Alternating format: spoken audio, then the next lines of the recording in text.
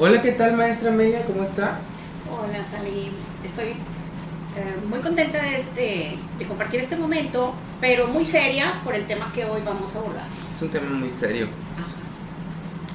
Maestra, el día de hoy vamos a expandir un poco el tema y hablaremos de el suicidio. ¿Qué es, en sus palabras, qué es el suicidio? Usted como psicóloga clínica, ¿cómo me puede explicar este fenómeno del suicidio? Sí, Salim. Hoy es 10 de septiembre y es el Día Mundial para hablar sobre la prevención del suicidio. Es un tema global, nos debe de interesar a todos y qué bueno que vamos a poder abordar este momento.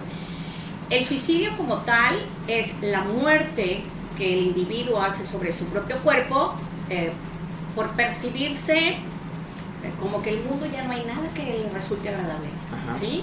Entonces por ahí hay una frase que dice que el que decide morir al no encontrar un mundo bello decide quedarse en la mente de sus seres queridos porque no encontró un lugar más confortable en el mundo y decide irse. Esto puede, inferir como en una sensibilidad mayor, tal No, vez. no, eso es lo que hoy vamos a abordar. Salim, quiero contarte algo. Es una historia larga, pero la voy a hacer corta. Alrededor de los años 80 hubo un astrofísico muy famoso, un científico, un divulgador científico, exactamente. Fue de los pioneros en salirse de las universidades y las investigaciones para darlas a conocer al mundo, al común, ¿no? A todo el ciudadano común. Él se llamaba Carl Sagan. Por si alguno lo conoce, pues un ser muy interesante que él, con su gran mente matemática, programó, hizo desde sus cálculos estadísticos un pronóstico del año justo 2020 salió. Ajá. Entonces, cuando él escribe y daba en sus conferencias esta información, él decía que para cuando la humanidad llegara, te estoy hablando de los 70s y 80s, cuando él ya hablaba de este tema, él decía que cuando el mundo llegara al 2020 íbamos a ser alrededor de 7,000 millones de personas y pues de aquí no, somos un poquito más de 7,000 millones de personas en el planeta, pero lo interesante de su estadística es que decía que para el 2020 dos cuartas partes de la población iban a tener cáncer, Salim. Una cuarta parte iba a morir suicidado. Entonces quedaba solo una cuarta parte de la población mundial saludable.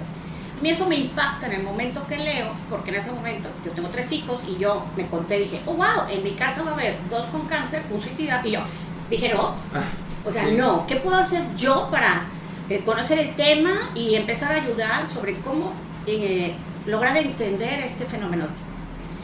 Y me puse a estudiar, Salim, todos estos años. Para mí es un tema súper apasionante. ¿Qué fui encontrando? Que cualquiera podemos tener pensamientos suicidas. O sea, no es alguno que nació más sensible, más delicado, más frágil. No, cualquiera que no cuide el miedo que se instala y tensa el cuerpo, en toda la columna vertebral, específicamente las cervicales, específicamente más, las dos conectadas al cráneo. Por eso hablamos tanto del Atlas nosotros ahí. Porque lo busqué. Entonces, en psicoanálisis y dentro del estudio de este proceso de intentar entender la mente humana para entender sus conductas, en psicología se llaman las bases biológicas de la conducta. Muy interesante, ¿no? Entonces, hay un fenómeno que se conoce como las voces de la nuca. La voz rumiante, ¿no? Sí, ese es el famoso pensamiento delirante de la paranoia. Y dentro del proceso de paranoia está el pensamiento suicida. Entonces, cualquiera lo podemos llegar a tener si no se trabaja con el proceso de relajación. Ok. Y maestra, dentro hablando muy acertadamente sobre las bases biológicas de la conducta y precisamente qué pensamientos se pueden desencadenar por X o Y, ¿cuáles son los factores desencadenantes para que una persona empiece a maquinar estos pensamientos suicidas y ya sea o que los lleve a cabo o se queden siempre en planes? ¿Cuáles son estos factores que pueden...? Fíjate, es muy interesante lo que dices. ¿Quién lo lleva a cabo? Bueno, hay datos estadísticos a nivel mundial, no todo está realmente referenciado, o sea, no se ha tomado en serio el asunto, pero aproximadamente se dice que 1 millón de personas en el mundo mueren al año, ¿sí? De suicidio. Es la tercera muerte en los jóvenes, digamos, entre los 15 y los 28 años, es la tercera muerte. La primera es el homicidio, puede ser por guerra o por atentado personal. La otra, el 50% es por accidentes, que generalmente van a estar relacionados con alcohol, la mayoría. Otro porcentaje tiene que ver con homicidios y la tercera parte es el suicidio.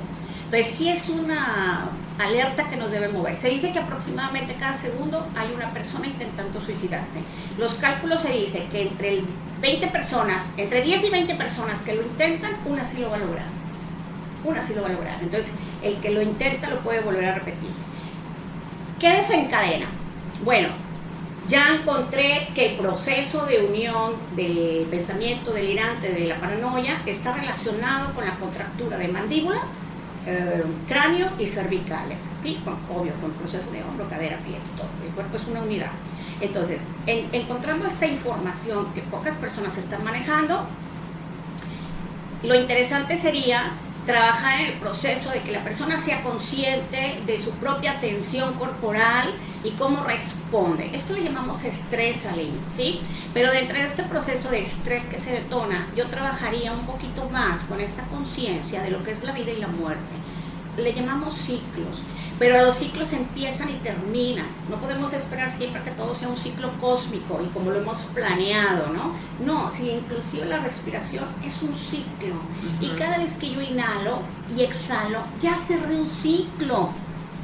Entonces, si a lo largo de la vida yo voy inhalando y exhalando, pues en realidad cada día debería de ser un agradecimiento. El problema es ese pensamiento de control en el que no queremos cerrar ciclos de estudios, de pareja, de familia, de trabajo, de salud. Entonces la gente se resiste. Entonces el problema no es el evento, sino mi cuerpo se resistió al evento.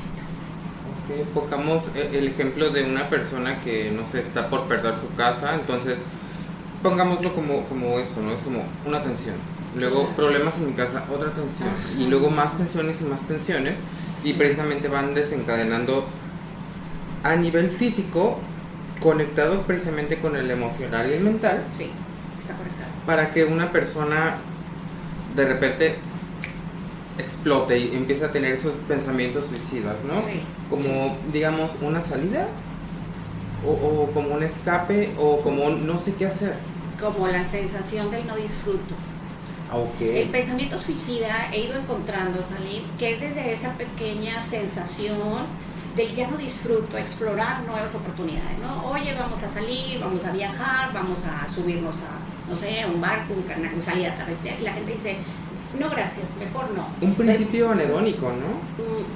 Bueno, el principio de la anedonia. Sí, o sea, la persona empieza en esa como tobogán, pudiéramos decir, ¿no? No encuentra el placer de explorar cosas nuevas.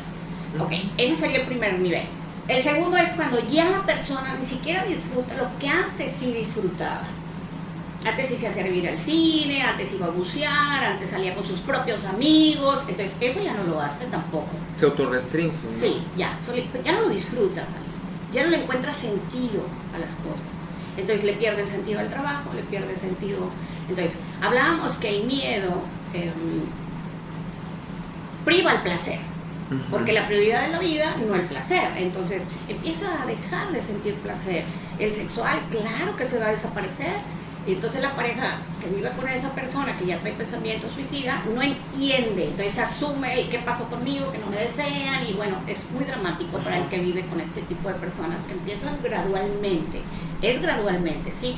Pensamiento suicida también sería, porque se suicidan muchas personas mayores de 60 años, ¿eh? No vayas a creer que es el joven desamparado o que siente que su vida es un problema. No. El adulto mayor también está tendiendo, y ha aumentado, últimamente ha aumentado, ¿sí? En este número de población.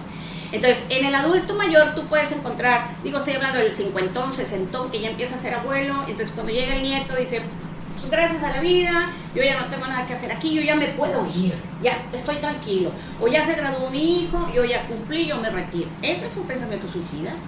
Nada más que no los percatamos, porque hemos relacionado el pensamiento suicida solo a la ejecución, ¿no? Cuando la persona ya piensa en asfixia, en ahorcamiento, o en medicamentos, o en un accidente, ¿no? La gente tiene pensamiento suicida porque va manejando y dice, ¿qué pasaría si le acelero y estampo en esa pared? Y empiezas y dices, bueno, y si me subo al avión, y si se cae el avión. O sea, entonces, está relacionado a los ataques de pánico. Lo que pasa es que hemos separado como si fueran diferentes cosas. No, es lo mismo. O sea, el pensamiento delirante va a ser un miedo en todas las áreas de la vida. ¿Sí? Esa es la paranoia. Entonces, ese miedo nos impide el placer de la vida. Y ese es el pensamiento suicida. Y maestra, una última pregunta. Es un tema muy amplio. Obviamente, si nos dejan un comentario, podemos extenderlo un poquito más. Pero mi última pregunta es, ¿qué podemos hacer? Tanto como algunos se preguntarán, algunos de ustedes se preguntarán, ¿yo qué puedo hacer si de repente tengo un familiar o empiezo a tener este tipo de pensamientos? Porque de repente hay pensamientos que hacen clic, ¿no? Con lo que usted estaba platicando ahorita. ¿Qué es lo que puedo hacer yo para mí? Yo con mi familia, si lo llego a detectar, y qué puedo hacer con un psicólogo, ¿no? De repente eso es como, ¿para qué está el psicólogo ahí? Puede que parezca un poquito absurda la pregunta, pero es real, ¿sí? O sea, sabemos que cada profesional de la salud aborda los procesos de diferente forma. ¿Cómo los estoy abordando yo, Salim? Bueno, una vez que he intentado ayudarle a mis pacientes a integrar su proceso de conciencia, ¿sí? Y la conciencia va desde el cómo respiro, Salim. Hay que inhalar y exhalar tan profundo para que el aire que se quede en pulmón sea liberado gradualmente a lo largo del día y no que esté acumulado por más de 20 o 40 años en los pulmones, porque a cada que exhalamos el cuerpo suelta tensiones y toxinas, ¿sí? Es lo que sale, suelta tensiones y toxinas, o sea, los músculos se relajan con cada inhalación y con cada exactamente con la exhalación es cuando el cuerpo hace su elongación, ¿sí? Se va a extender todo lo que es posible extenderse el músculo, ¿no? Lo segundo, el primer punto es respiración, el segundo es salivación, Nadie nos habla del sistema nervioso después de quinto de primaria. Entonces asumimos que conocemos al cuerpo y ya nadie vuelve a revisar. Asumimos que esa boca seca, ¿quién sabe por qué se dio? Bueno, se dio precisamente porque hubo una alerta de miedo. Cada vez que el cerebro se percata en amenaza, la boca se seca. Siempre salir, solito, es como parpadear, toser o estornudar. Entonces, paso 1, voy a respirar largo y profundo. Mi exhalación, lo más larga que pueda. Segundo, voy a producir saliva en mi boca. Y 3, voy a relajar. Y que mis orejas y mis hombros estén lo más lejos posible, ¿sí? Entonces, ¿cómo relajo? Con pequeños movimientos, cabeza al frente, cabeza atrás, cabeza a los lados, me estiro, pues como el perrito o el gatito de casa que los vemos que ellos constantemente se están moviendo y estirando. Ese sería el básico.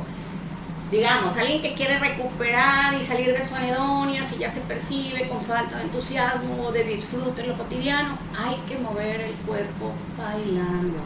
Y cuando digo bailando no es copiarle la coreografía a alguien de la televisión, no, es que tu cuerpo se mueva, que se vuelva a ondular, que se vuelva a flexionar, que se vuelva a sentir, que tú reconozcas, el tobillo me duele, el dedo medio del dedo, la mano, ya no abro frascos.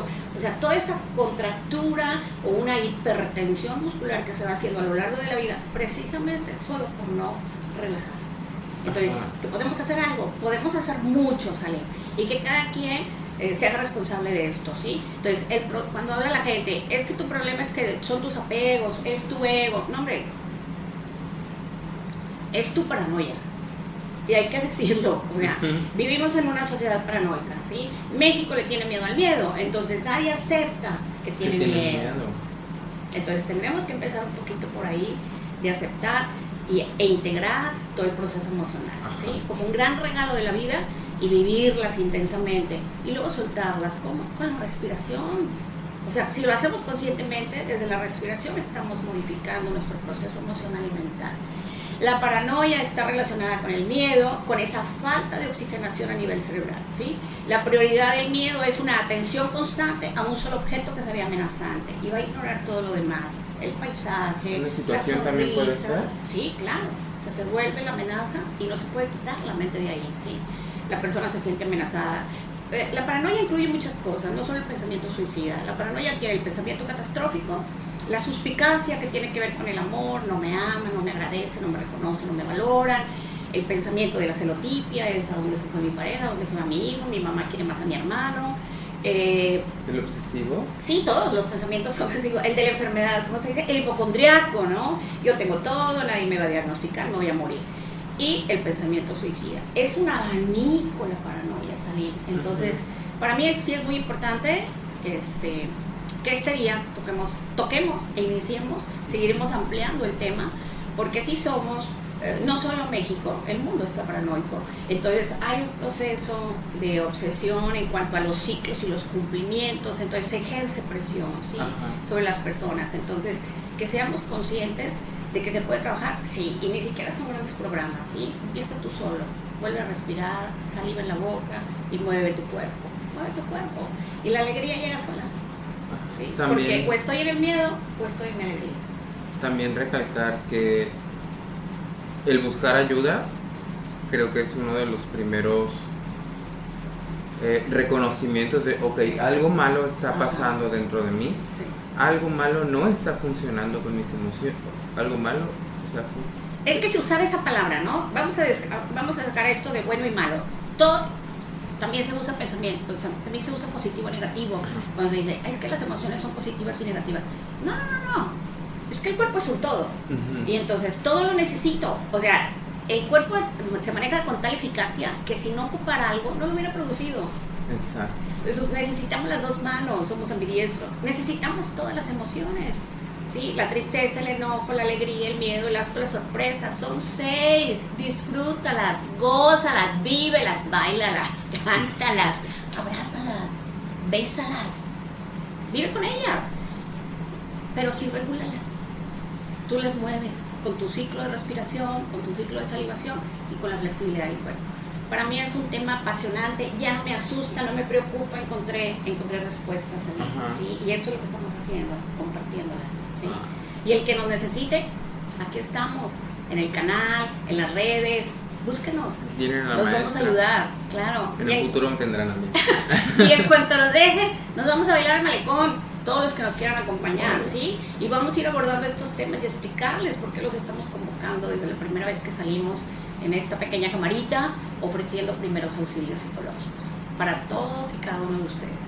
De verdad, de corazón a corazón, con todo este amor consciente, ¿no? Tenemos derecho a la salud y tenemos derecho al placer, salir, ¿sí? Entonces, desde aquí hablamos los que ejercemos el derecho a la vida, el derecho a la salud y el derecho al placer. Que vivan los orgasmos. Sí, porque el pensamiento suicida tampoco se permite el placer del sexo. No sé, le da al trasero nervio vago. Así es. Entonces, les mandamos un abrazo. Si alguien lo está sufriendo, si alguien tuvo un ser querido que ya se fue, compréndanlo, comprendan esto. Así percibió su vida como un fin, que ya no podía hacer, dar un paso más allá. Entonces, quitarle toda esta calamidad al proceso y aceptar que hay ciclos como el de la semilla, por ejemplo, que cuando tú siembras una pequeña semilla, te va a dar un árbol, y luego el árbol te va a dar miles de semillas iguales. Entonces, esa persona que llegó a la vida y se fue, porque lo decide desde su proceso de suicidio, dejó múltiples reproducciones de esa persona. Hay que encontrarlas, hay que vivirlas y hay que agradecerlas, ¿sí? No importa el ciclo en el que la persona vino y se fue, siempre dejamos algo, todos salimos, ¿sí? Y una semilla y se hace un árbol, eso es maravilloso, ¿no? Y produce semilla. Entonces, la semilla nos recuerda el principio y el fin de un ciclo. Una respiración nos recuerda el principio y el fin de un ciclo. Quedarnos tranquilos, ¿sí? Con paz en el corazón. Pues recalco otra vez, maestra, la podemos buscar a usted, buscar ayuda. Claro. Busquen ayuda. No están solos. Un abrazo de corazón a corazón. Muchísimas gracias por escucharnos.